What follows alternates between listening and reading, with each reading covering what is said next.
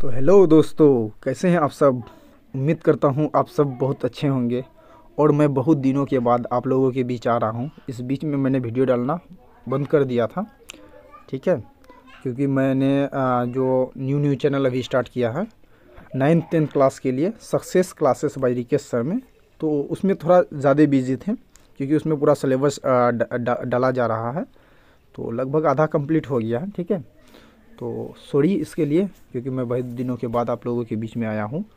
अब कोशिश करूँगा कि कंटिन्यू रहे, और जो भी सिलेबस वगैरह रह गया है, जैसे कि ये 2021 तो नहीं, 2024 के टारगेट में मैं क्या करूँगा, तो अकाउंट्स का जितने भी क्वेश्चन हैं, ठीक है, हर एक चैप्टर का मैं वीडियो अपलोड कर दूँगा, ठीक।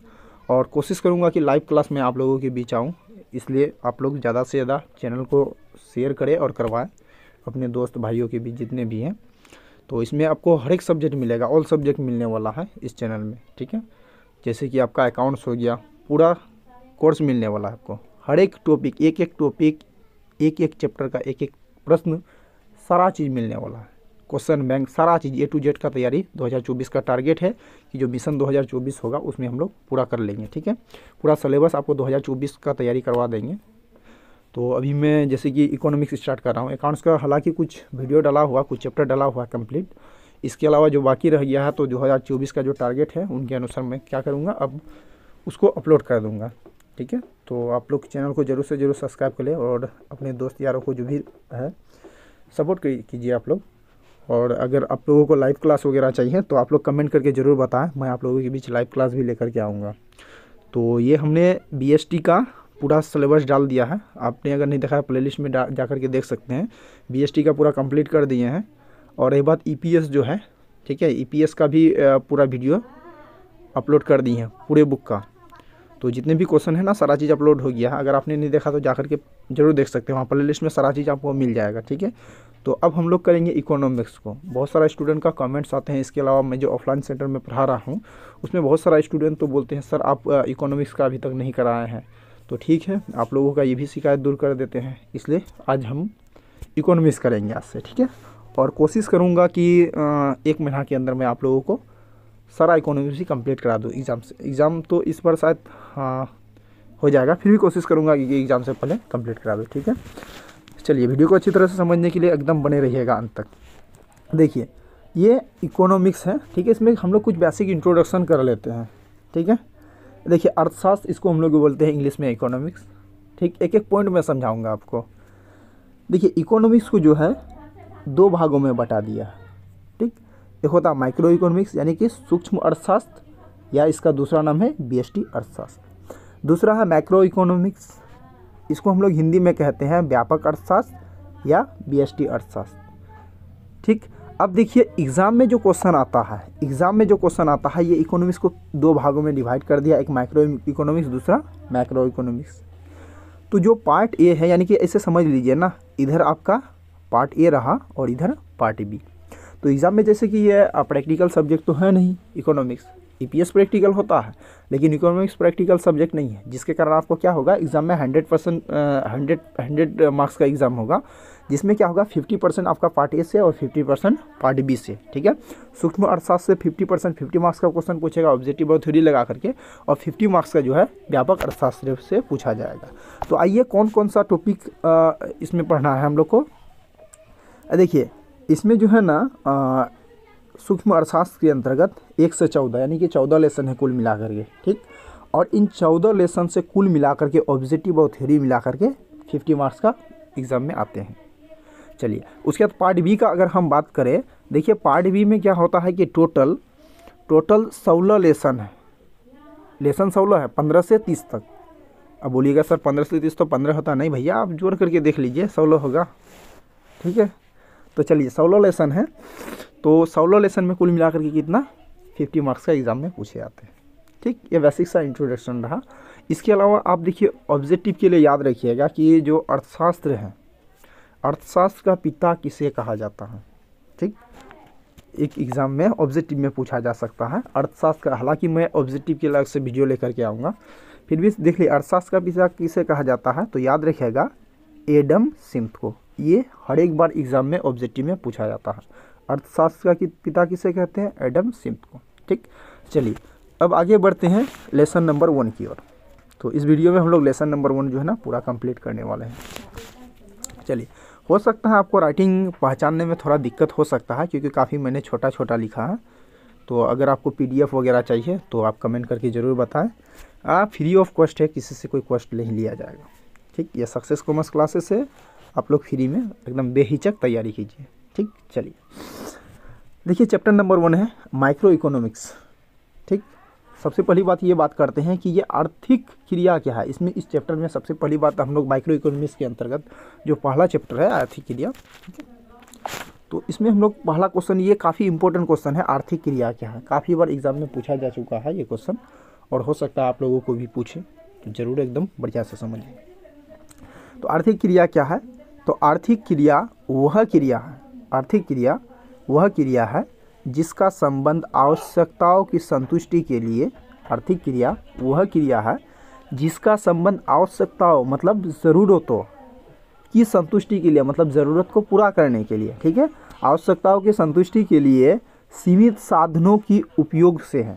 आवश्यकताओं की संतुष्टि करने के लिए यानी हमारी जो ज़रूरत है उसको पूरा करने के लिए हमारे पास साधन सीमित है, ठीक है, उपयोग से है। सभी आर्थिक क्रिया अनिवार्य रूप से सृजन नहीं करते हैं, यानी कि सभी आर्थिक क्रिया जो होते हैं अनिवार्य रूप से सृजन पूरा नहीं होते हैं, अर्थात आय का सृजन करने वाली सभी क्रियाएं आर्थिक क्रिया है। आय का सृजन करने वाली सभी क्रिया आर्थिक क्रिया है, मतलब ये समझिए कि जितने भी हम लोग काम करते हैं ना आय प्राप्त करने के लिए, वो क्या होगा? आर्थिक क्रिया। ठीक है, आर्थिक क्रिया किसे कहते हैं? यानी कि देखिए ये तो किताबी लैंग्वेज है, मैं आपको इसका शॉर्ट भी भाषा बताऊंगा, पहले समझ लेते हैं। ठीक है, आगे है, किंतु सभी आर्थिक क्रियाएं क्या होता है? अनार्थिक रूप से आय सृजन करता है, नहीं करता है। ठीक, अब देखिए इसका शॉर्टकट समझिए। आर्थिक क्रिया किसे कहते हैं? तो वही सभी क्रियाएं जो मनुष्य रुपया पैसा कमाने के लिए करता है उसे आर्थिक क्रिया कहते हैं। ठीक है, हम लोग और आप लोग जो काम करते हैं, कहीं जॉब वगैरह करते हैं, क्यों करते हैं? पैसा कमाने के लिए, यही तो है आर्थिक क्रिया। तो वही सभी क्रिया जो मनुष्य, अब ऐसे लिख सकते हैं, वही सभी क्रियाएं जो मनुष्य रुपया पैसा कमाने के लिए करता है उसे क्या कहेंगे? आर्थिक क्रिया कहेंगे। ठीक है, चलिए अगला क्वेश्चन है, नेक्स्ट क्वेश्चन है कि आर्थिक क्रिया के प्रकार बताएं। आर्थिक क्रिया के प्रकार बताएं, ये भी काफ़ी इंपॉर्टेंट क्वेश्चन है, एग्जाम में आता है बार बार। आर्थिक क्रिया के प्रकार बताएं, तो याद रखिएगा आर्थिक क्रिया का ये 4 प्रकार है। क्या क्या? एक उत्पादन यानी प्रोडक्शन, दूसरा उपभोग यानी कि कंजम्पशन, उसके बाद विनिमय मतलब एक्सचेंज, इसके अलावा इन्वेस्टमेंट यानी निवेश। ठीक है, आर्थिक क्रिया का ये 4 प्रकार हो गया। आगे बात करते हैं उत्पादन क्या है। देखिए काफ़ी बहुत ज़्यादा VBI लगा दो। ठीक है, उत्पादन क्या है? मैंने आपको बताया शुरुआत में आर्थिक क्रिया क्या है, VBI क्वेश्चन है। उत्पादन क्या है, ये भी VBI क्वेश्चन है। ठीक है, चलिए उत्पादन क्या है? तो उत्पादन वह आर्थिक क्रिया है जिसका संबंध वस्तुओं का सेवाओं की उपयोगिता, वस्तुओं अथवा सेवाओं का उपयोगिता अथवा मूल्य में वृद्धि करने से है। ठीक है, जैसे दर्जी द्वारा कपड़ा सिलना, ठीक है, बधई द्वारा भेजना, कुर्सी बनाना, ये सब क्या है? आर्थिक क्रिया है, उत्पादन है।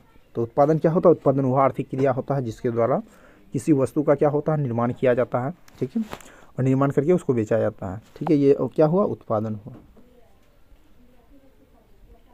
नेक्स्ट क्वेश्चन समझते हैं हम लोग। देखिए उपभोग यानी कंजम्पशन क्या होता है? ये भी इंपॉर्टेंट क्वेश्चन है। उपभोग क्या है समझते हैं। हमारे राहल जाओ नहीं गए, सॉरी, चलिए फिर से समझिए इसको।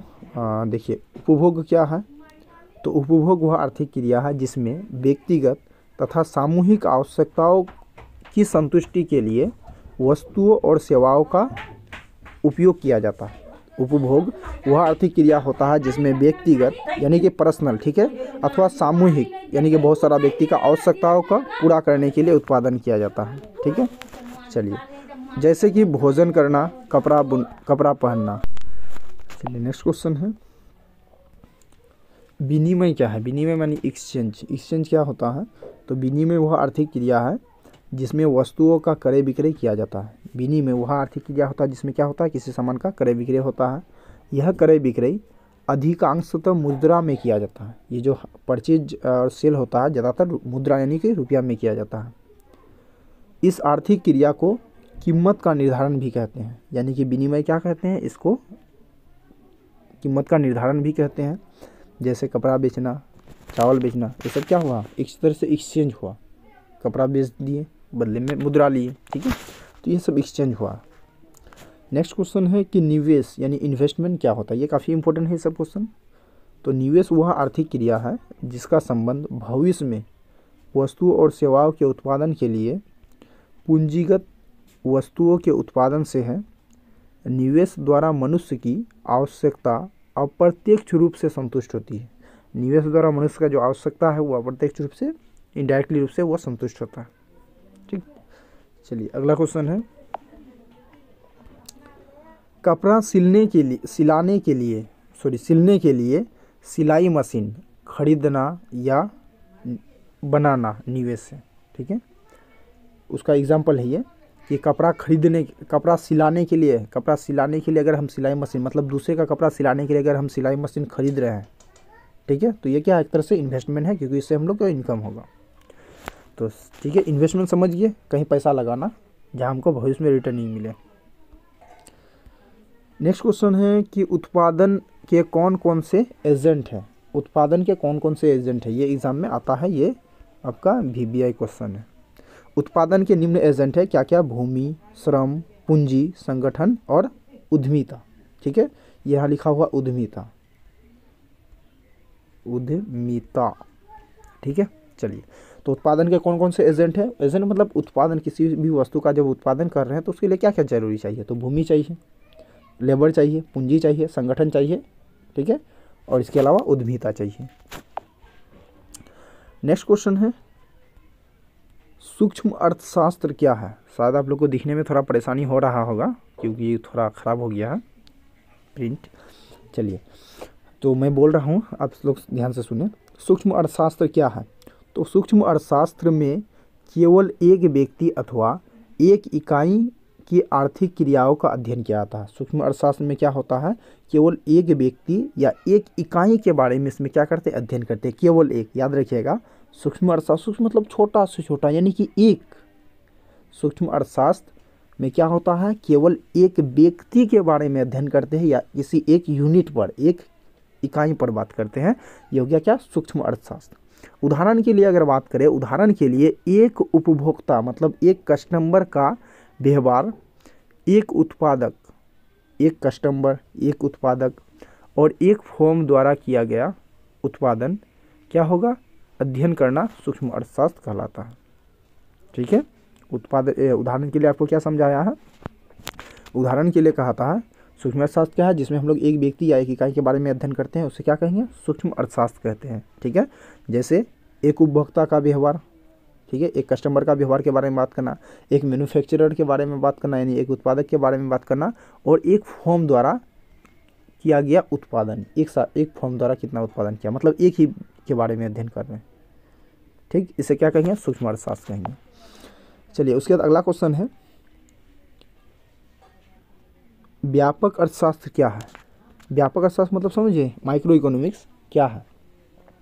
तो आंसर है, व्यापक अर्थशास्त्र में संपूर्ण अर्थशास्त्र के आर्थिक इकाइयों का अध्ययन किया जाता है। याद रखिएगा, सूक्ष्म अर्थशास्त्र में क्या होता है, केवल एक व्यक्ति या एक यूनिट के बारे में हम लोग चर्चा करते हैं, लेकिन जो व्यापक अर्थशास्त्र है, व्यापक अर्थशास्त्र में क्या होता है कि संपूर्ण अर्थशास्त्र की क्रियाओं का अध्ययन किया जाता है। संपूर्ण मतलब बहुत ज़्यादा, ये लार्ज स्केल में होता है। ठीक है, व्यापक अर्थशास्त्र में संपूर्ण अर्थशास्त्र के आर्थिक क्रियाओं का अध्ययन किया जाता है। संपूर्ण अर्थशास्त्र के आर्थिक क्रिया का अध्ययन करना व्यापक अर्थशास्त्र कहलाएगा, एक का अध्ययन करना सूक्ष्म अर्थशास्त्र कहलाएगा। देखिए, उदाहरण के लिए अगर बात करें, राष्ट्रीय आय मतलब पूरे राष्ट्र में जो व्यक्ति है, सभी व्यक्ति का आय को राष्ट्रीय आय कहेंगे, यानी कि उसमें सूक्ष्म अर्थशास्त्र में क्या होता है, एक व्यक्ति का आय के बारे में अध्ययन किया जाता है, यहाँ संपूर्ण राष्ट्र का। तो ये दोनों में अंतर है। ठीक, चलिए, दूसरा है राष्ट्रीय बचत, यानी पूरे राष्ट्र का बचत कितना हो रहा है। राष्ट्रीय विभाग यानी पूरे देश का। कुल रोजगार, ठीक है, कुल उत्पादन कितना हुआ, कुल पर, एक फॉर्म पर नहीं, यहाँ कुल फॉर्म पर आदि अध्ययन करना क्या कहलाता है, समष्टि अर्थशास्त्र या व्यष्टि अर्थशास्त्र कहलाता है। चलिए, नेक्स्ट क्वेश्चन है, अर्थशास्त्र की विषय सामग्री बताएं। अर्थशास्त्र की विषय सामग्री बता, ये भी इम्पोर्टेंट क्वेश्चन है, एग्जाम में आया है। तो विभिन्न अर्थशास्त्रियों के दृष्टिकोण में, बहुत सारा अर्थशास्त्री के दृष्टिकोण यानी नज़र में अर्थशास्त्र की विषय सामग्री के नियम 4 वर्गों में बांटा गया। यानी कि बहुत सारा अर्थशास्त्र ने क्या किया कि अर्थशास्त्र के जो सामग्री है उसको 4 भागों में बांट दिया। बहुत सारा विद्वानों ने, बहुत सारा अर्थशास्त्र के जो जानकार व्यक्ति हैं उन्होंने अर्थशास्त्र का जो विषय वस्तु है, ठीक है, उसको 4 भागों में डिवाइड कर दिया। ठीक, पहला धन संबंधी विचारधारा, यानी कुछ अर्थशास्त्री ने कहा कि जो अर्थशास्त्र होता है वो धन संबंधी, मतलब धन से रिलेटेड होता है। ये किसने कहा भैया? ये ऑब्जेक्टिव में पूछता है, याद रखिएगा। अर्थशास्त्र को धन का विज्ञान किसने कहा? तो याद रखिएगा, अर्थशास्त्र को धन का विज्ञान किसने कहा? एडम स्मिथ ने। यानी एडम स्मिथ के अनुसार अर्थशास्त्र धन का विज्ञान है। एडम स्मिथ और एक कहा था JBC, इसी का चला है, इसी का एडम स्मिथ का चलवा है ये। एडम स्मिथ और JBC ने कहा, यानी एडम स्मिथ और उसका चेला सब ने कहा कि अर्थशास्त्र जो है ना धन संबंधी ये विचारधारा है। अब गुरु जैसा बोलेगा तो चेला तो नकल करेगा ही ना, बात ये है। इसलिए एडम स्मिथ ने कहा कि अर्थशास्त्र धन संबंधी विज्ञान है, तो उसका चेला सब भी कह दिया। ठीक, चलिए नेक्स्ट है कल्याणवादी विचारधारा। देखो मार्शल ने याद रखिएगा, ऑब्जेक्टिव आपसे पूछेगा कल्याण संबंधी विचारधारा, कल्याण विचारधारा किसने कहा, किसने दिया? मार्शल ने। अर्थशास्त्र मार्शल ने कहा, मार्शल भी एक अर्थशास्त्री है फेमस, ठीक है। उन्होंने कहा कि जो अर्थशास्त्र होता है ना वो मनुष्य का कल्याण है, कल्याण संबंधी कार्य करता है, क्योंकि मनुष्य के पास जब पैसा आएगा तो उसका सारा क्या होगा, काम हो जाएगा। इसलिए इनके अनुसार क्या होगा, अर्थशास्त्र यानी ये मार्शल ने कहा था कि अर्थशास्त्र क्या है, इन्होंने परिभाषा दिया अर्थशास्त्र का कल्याण संबंधी विचारधारा से, इनको जो लिंक किया है। उसके बाद तीसरा वैज्ञानिक आ गया, उन्होंने कहा दुर्लभता संबंधी विचारधारा, यानी कि रॉबिन्स ने कहा, रॉबिन्स ने जो परिभाषा दिया अर्थशास्त्र का वो दुर्लभता संबंधी विचारधारा वाला परिभाषा दिया। ठीक है, याद रखिएगा, ऑब्जेक्टिव में पूछेगा किनके अनुसार अर्थशास्त्र दुर्लभता संबंधी विचारधारा, यानी अर्थशास्त्र में दुर्लभता संबंधी विचारधारा किसने दिया? रॉबिन्स ने। ठीक, चलिए आगे है विकास केंद्रित विचारधारा। कुछ अर्थशास्त्री ने कहा नहीं भैया ऐसा कुछ नहीं है, ये विकास केंद्रित विचारधारा, मतलब ये विकास की ओर केंद्रित करता है। किसने कहा? सैम्यूलसन ने, ठीक है, सैम्यूलसन ने। चलिए इसको याद कीजिएगा, ऑब्जेक्टिव में एक ना एक रहेगा इसमें। चलिए नेक्स्ट क्वेश्चन है कि सूक्ष्म, यहाँ सूक्ष्म लिखा हुआ है, सूक्ष्म अर्थशास्त्र की कोई 2 विशेषता बता। सूक्ष्म अर्थशास्त्र की, सॉरी 2 नहीं 3-4 है, ठीक है, हाँ 2 नंबर या में 2 ही पूछेगा ना। देखिए सूक्ष्म अर्थशास्त्र की विशेषता बताएं, सूक्ष्म अर्थशास्त्र की विशेषता बताएं। तो इसका आंसर है सूक्ष्म अर्थशास्त्र की विशेषताएं जो है वो निम्न है। क्या क्या है? सूक्ष्म अर्थशास्त्र किसे कहते हैं? जिसमें एक व्यक्ति या एक इकाई के बारे में अध्ययन करते हैं उसे सूक्ष्म अर्थशास्त्र कहते हैं। अब इसका विशेषता क्या होगा? तो नीचे है, इसमें व्यक्तिगत यानी कि पर्सनली एक व्यक्ति का, ठीक है, इसमें व्यक्तिगत इकाइयों का क्या होता है? अध्ययन करता है। तो सूक्ष्म अर्थशास्त्र में क्या होता है? केवल एक व्यक्ति के बारे में अध्ययन किया जाता है, यानी कि इसमें व्यक्तिगत इकाई का अध्ययन होगा। ठीक, चलिए दूसरा है, इसमें अति सूक्ष्म मतलब बहुत ही छोटा से छोटा, अति सूक्ष्म चरों का अध्ययन किया जाता है। सूक्ष्म अर्थशास्त्र में बहुत ही छोटा से छोटा चरों का अध्ययन किया जाता है। ठीक, तीसरा है, इसमें व्यक्तिगत कीमत निर्धारण किया जाता है। इसमें व्यक्तिगत कीमत मतलब स्पेशली एक व्यक्ति का कीमत निर्धारण किया जाता है। ठीक है, चलिए उसके बाद देखिए चौथा नंबर है इसका, उसी का चौथा नंबर पॉइंट है ये। चौथा है व्यष्टि अर्थशास्त्र समष्टि अर्थशास्त्र के अध्ययन में सहायक है। व्यष्टि अर्थशास्त्र जो होता है यानी सूक्ष्म अर्थशास्त्र जो है वो बृहद अर्थशास्त्र के अध्ययन में, स्टडी करने में सहायक होता है। ठीक, चलिए अब देखिए इस चैप्टर का जो लास्ट क्वेश्चन है वो है व्यष्टि अर्थशास्त्र और समष्टि अर्थशास्त्र में अंतर लिखें। व्यष्टि अर्थशास्त्र और समष्टि अर्थशास्त्र में अंतर लिखिए, यह काफ़ी इम्पोर्टेंट क्वेश्चन है और मैंने इसका जो है ना यहाँ नहीं लिखा है, वो काम आप लोगों के लिए छोड़ा है। कहाँ मिलेगा सर? तो ये आपको बुक में मिल जाएगा, चैप्टर नंबर 1 में देखना, कहीं ना कहीं वहाँ दिया हुआ रहेगा। ठीक है, तो ये चैप्टर नंबर 1 में आपको इसका क्या होगा? अंतर मिल जाएगा। तो आप वहाँ से इसको कर सकते हैं। ठीक है, एक तरफ बीएसटी अर्थशास्त्र, दूसरी तरफ समष्टि अर्थशास्त्र लिख करके दोनों के बीच क्या करना, अंतर लिख देना। ठीक, चलिए इतना तो काम आप लोग कर ही सकते हैं ना, उम्मीद करता हूँ। चलिए अगला क्वेश्चन की ओर देखिए, एक लास्ट क्वेश्चन है इसमें, और एक क्वेश्चन है कि बीएसटी अर्थशास्त्र के अध्ययन का महत्व बताएं। यानी कि हम लोग जो बीएसटी अर्थशास्त्र अध्ययन करेंगे, स्टडी करेंगे, इससे हम लोग का महत्व क्या है, लाभ क्या है। ठीक, तो आइए इसका आंसर जानते हैं। बीएसटी अर्थशास्त्र के अध्ययन के महत्व निम्न है। पहला, यह समष्टि अर्थशास्त्र के लिए आवश्यक है। बीएसटी अर्थशास्त्र क्या है, समष्टि अर्थशास्त्र के लिए आवश्यक है। दूसरा, आर्थिक क्रियाओं के निर्णय में सहायक होता है। बीएसटी अर्थशास्त्र क्या है, आर्थिक क्रियाओं के निर्णय में सहायक होता है। ठीक, आर्थिक क्रिया का निर्णय में, आर्थिक क्रिया में क्या निर्णय लेते हैं, किस टाइप का वर्क करना चाहिए, ये सहायक करता है। आगे है, व्यवहारिक अर्थशास्त्र के ज्ञान में सहायक होता है। व्यवहारिक अर्थशास्त्र यानी प्रैक्टिकल अर्थशास्त्र, प्रैक्टिकल इकोनॉमिक्स में ये क्या करता है, सहायता प्रदान करता है। ठीक है, चलिए तो ये तो चैप्टर ख़त्म हो गया। तो ऐसा करते हैं, आज के वीडियो में बस यहीं तक छोड़ देते हैं। अब हम लोग क्या करेंगे, नेक्स्ट वीडियो में इसका चैप्टर नंबर 2 को लेकर के आएंगे, और मैं कोशिश करूंगा एक चैप्टर एक वीडियो में ख़त्म करने का। ठीक है, तो जितने भी नए स्टूडेंट जुड़ रहे हैं चैनल में, वो चैनल को ज़रूर सब्सक्राइब कर लीजिएगा, क्योंकि आपको सारा सिलेबस मिलने वाला है। हाँ, अभी मैं जो इकोनॉमिक्स पढ़ा रहा हूँ, ये इकोनॉमिक्स आर्ट्स वाले स्टूडेंट भी कर सकते हैं। ठीक है, जिसका इकोनॉमिक्स सब्जेक्ट है वो भी कर सकते हैं, क्योंकि आर्ट्स और कॉमर्स का जो इकोनॉमिक्स जो बुक होता है ना, वो एक ही है। ठीक, तो कर सकते हैं वो लोग भी। ठीक है, बाकी जितने नए स्टूडेंट जुड़े हैं, खास करके कॉमर्स, वो लोग जरूर से जरूर इस चैनल को सब्सक्राइब कीजिएगा। ठीक है, और जो अंडर 10 का स्टूडेंट है, वो जाकर के success classes bye Rikesh sir में ज़रूर जुड़े। ठीक है, उसमें क्योंकि सारा सिलेबस डाला जा रहा है। हालांकि बहुत सारा चैप्टर जो है ना वो कंप्लीट हो चुका है, और जो इनकम्प्लीट है मैं उसको डाल रहा हूँ, चाहे वो फिजिक्स, चाहे वो आपका साइंस सब्जेक्ट का हो, मैथ हो, संस्कृत, हिंदी वगैरह कुछ भी हो, सारा चीज़ आपको वहाँ अवेलेबल मिलेगा। तो ज़रूर से ज़रूर उस चैनल को सब्सक्राइब कर ले। ठीक है, और जो कॉमर्स का स्टूडेंट है उसको यहाँ अपडेट मिलते रहेगा।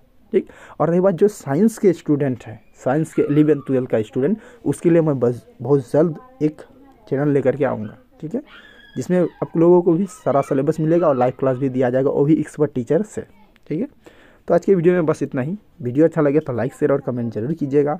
चैनल में पहली बार है तो चैनल को जरूर सब्सक्राइब कर लीजिए। Thanks for watching.